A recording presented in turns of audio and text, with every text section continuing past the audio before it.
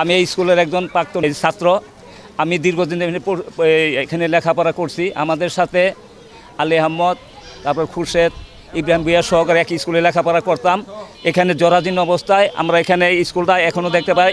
কিছুদিন আগে পত্রিকায় দেখতে পাইলাম 63 জায়গা এই স্কুলের আছে, কিন্তু তড়িগড়ি করে দেখলাম 70 জায়গার মধ্যে এই হেডমাস্টার দুর্নীতিবাদ হেডমাস্টার শুনতে পারছি কোটি টাকার বিনিময়ে জায়গা দখল করে রাখছে।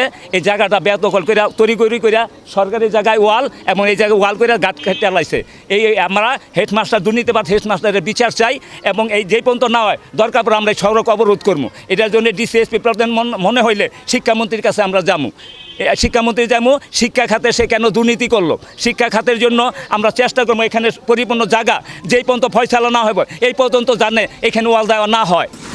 এখানে আমরা এই জায়গায় নিয়ে আমাদের এখানে 63% জায়গা আছে স্কুলের, সেখানে 47% জায়গা মিটিশুনি এবং এখানে আমাদের এই জায়গার প্রতি আমাদের এই দেওয়া আছে, ট্যাক্স সহকারে দেওয়া আছে মিটিশুনির মাধ্যমে।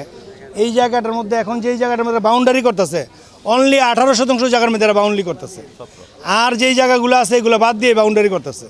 কিন্তু আমরা চাইতেছি যে বাউন্ডারিটা জায়গা মাইপিয়া পুরোপুরি বুঝা এরপরে বাউন্ডারি করা হোক। আর এটার মধ্যে আমরা 3বার বসছি, এই জায়গার মধ্যে 3বার মাপের মধ্যে বসছি। আশেপাশে জায়গা আছে, জায়গা পামু, এদেরকে সবাই ডাকছি, আর আসে নাই। এদের আসছে, এদেরকে বলছি আপনাদেরও সার্ভেয়ার আনেন এবং যেই দলিলগুলো আমাদের কাছে হাতে দিয়ে দিছি যে আপনার দলিলগুলো দেখেন এবং দেখেন যে আমরা জায়গা পাবো কি না। যদি আমরা না পাই তাহলে আমাদেরকে দিয়েন না, আপনারা বুঝাই দিয়ে যান, কিন্তু এরা আসে না।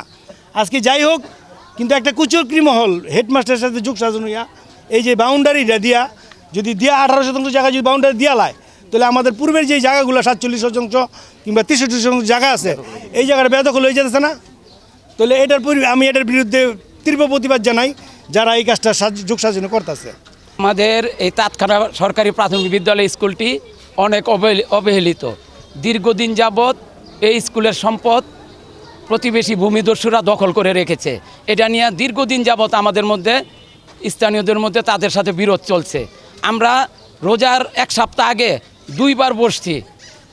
সর্বশেষ কথা হয়েছে এখানে সবাই মীমাংসা যখন দিবে তখন কাজ ধরবে, কিন্তু এই কতিপয় হেডমাস্টার আব্দুল হাকিম তিনি রাতের অন্ধকারে 2-1 জনের সাথে কথা বলে ম্যানেজ করে কোটি টাকার বিনিময়ে ম্যানেজ করে তিনি সরকারি গাছ কেটে আমাদের পূর্ব নির্ধারিত দেওয়াল ভেঙে সরকারি সিএমবির জায়গার মধ্যে তিনি দেওয়াল নির্মাণ করতেছে।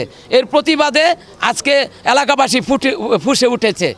আমি মাননীয় নারায়ণগঞ্জ 3 আসনের এমপি আজহারুল ইসলাম মান্নান স্যারের হস্তক্ষেপ চাই, শিক্ষামন্ত্রীর হস্তক্ষেপ চাই। আমাদের স্কুলের মোট সম্পত্তি হলো 63%, কিন্তু বাউন্ডারির ভিতরে আছে 18% জায়গা। বাকি সম্পদ আমরা উদ্ধার চাই। আমরা এলাকাবাসী ঐক্যবদ্ধ।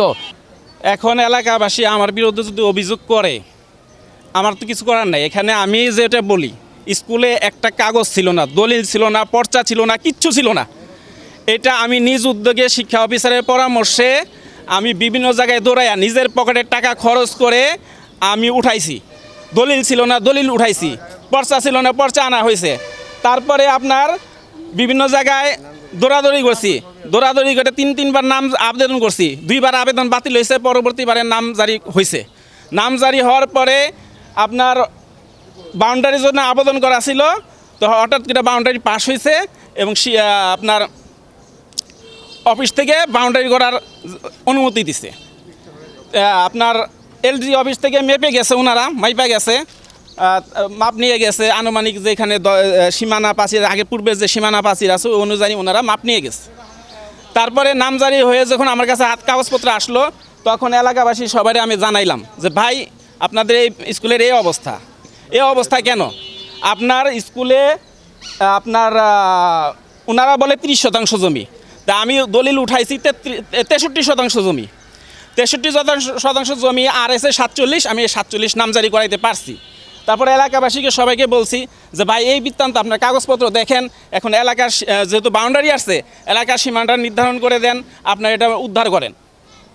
3বার বৈঠক হবে, ওনারা বসছে, 2বার বসছে, বসার পর ওনারা ফয়সালায় আসতে পারে নাই। তারপর আমার শিক্ষা অফিসার আসলেন, আসার পরে স্যার এই বৃত্তান্ত এখন কি করা যায়, বাউন্ডারিটা আগের কী অবস্থায় আছে।